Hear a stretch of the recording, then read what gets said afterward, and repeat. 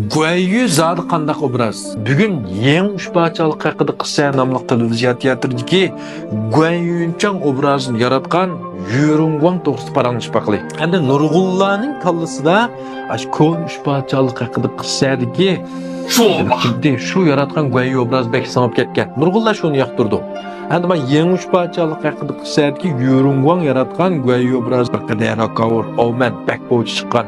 Şu Nurgullar ko'nisini yoqtirdi. Endi men yengisini bekara yoqtirdim, lekin deb qolgan ba'zi yerlarga. Biroq men Yurungwangning do'yini uchrab qilib, buni men ko'rib, buningki shu Guayyu obrazini yaratish uchun qanchalik tayyorlik qilganligi, qanchalik tirishqanligi, mush rolni ichiga kirib, o'qib, tushunib turib, aningkin yaratganligini bilgandan keyin haqiqatan qoyil bo'lib ketdi. Shuning uchun bu obraz haqiqatan yaxshi yoritilibdi. 1958-yili Yurungwang bir san'atchi oilasida tug'ilgan. Ya'ni buning dadisi bir Jingju teatri o'rindaydigan bir artist ustoz. Endi dadisining ta'sirida Yurungwang kichigidan tortib, mashta sahna teatrlarda ancha-muncha obraz yaratib, rol elib, mishlarni yaxshi ko'rib, qiziqib o'rgangan.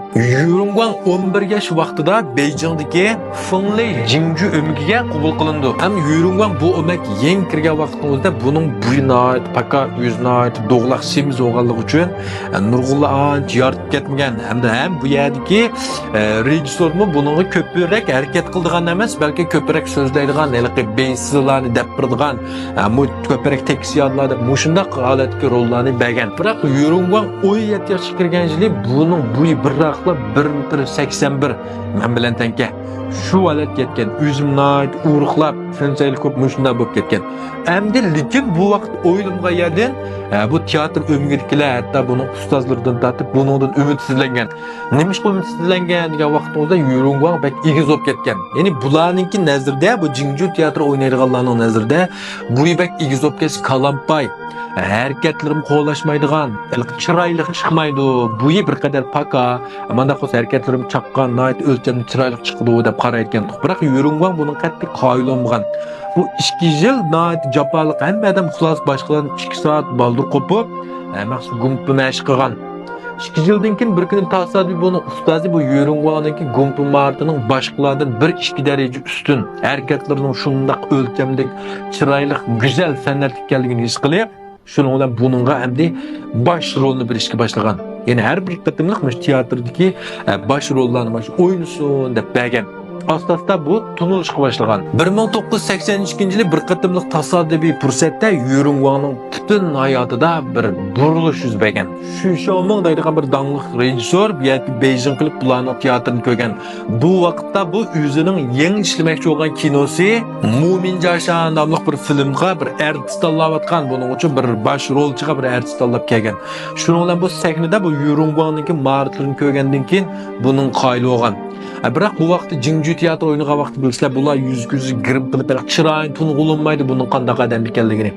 Shuning bilan bu qo'llarsizliklarga, juzdodiklarga Allah qilsanglar men bilan ko'rishsin degan. Ham buni atsi o'zi tushgan shu Beijingdagi mehmonxonaga taklif qilgan. Ham Yurungwang bu vaqt men bir afonsörni yoqtirib, tamoq taklif qilgan o'xshaydi deb menda qo'shilib o'zi borgan. Biroq atsi bu yerdagi davyan buni ko'rgandan keyin sen naq shu ekansan deb ajoyib qo'shib ketgan.